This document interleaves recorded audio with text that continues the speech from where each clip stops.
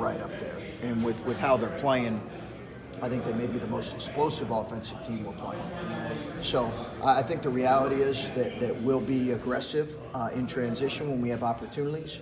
We've gotten a little bit better in that area, but we also need to understand kind of some key points in how to attack them both offensively and defensively. But I want our guys to be aggressive in transition when opportunities are there. Having said that, if you know, the game's in the 90s or 100s, you know, that might be difficult for us.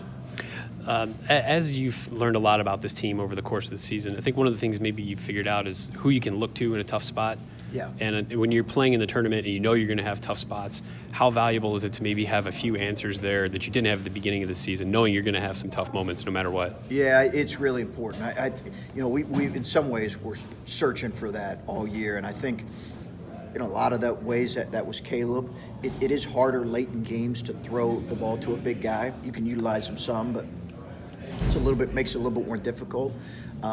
But I do think we've begun to kind of answer that question here more. Certainly the last couple of weeks have been critical for that, and we've had different guys step up throughout the season.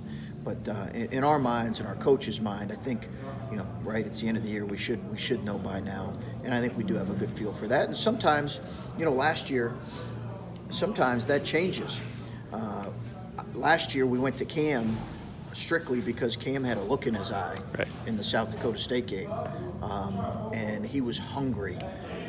We were laughing on the bus that the reality is Cam had no idea when that ball got tipped out to him last year what the shot clock time, score, shot clock, nothing. He just saw Dockage toss it out to him. He saw ball and rim, and he was going to shoot it. And there is some of that with the player this time of year that you want.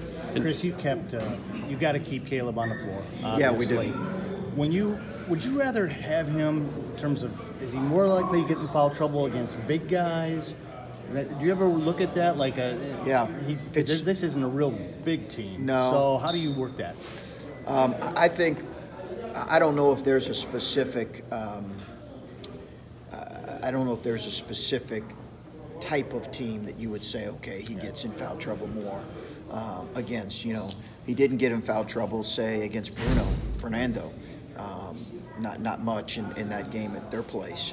A little bit, but not much. So I think the reality is he's just got to continue to play smart. I think attacking teams that are trying to attack and get to the rim are ones that concern us a little bit. And this is certainly a team that does that.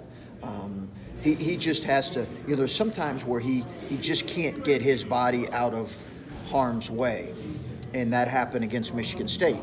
And I think he had two really unfortunate calls in that. And we've got to be able to absorb that. But you're right. If we're going to beat a quality opponent, he can't play, you know, 10 or 15 minutes. We've got to find a way to keep him on the floor. You said you've had hard conversations with him. What can you do, though, with a guy to keep him out of foul trouble if he's prone to it, and he's prone to it? Well, we've tried to post trap. We've tried to zone a little bit more. We've tried to. I just think there are times where he's been really good, and then he was good in the first game that came back. He got some tough breaks in the second game. I just think it has to continue to be an education for him. Some of it's conditioning and fitness, because obviously that affects your mind when you get tired. I got to be aware of that. Maybe take him out on certain occasions. But the reality is we need him to play. Against most teams, we're going to need him in there for 20 to 28 minutes to beat somebody good. Chris, they could put out a lineup